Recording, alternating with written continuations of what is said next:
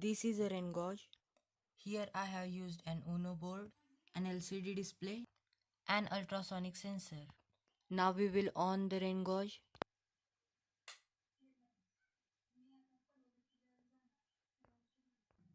You can see here it shows the rainfall is equal to 0 ml, means rainfall has not occurred yet.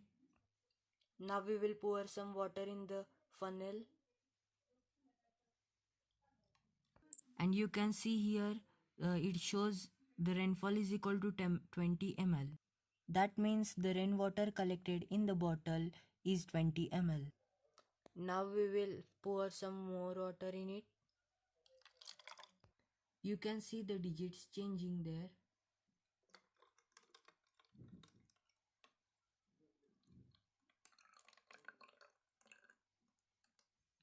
You can see here the rainfall has occurred 50 ml.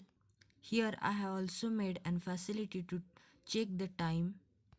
Down the LCD, it shows the timing 3 minutes 206 seconds. That means the rainfall 50 ml has occurred in 3 minutes and 215 seconds.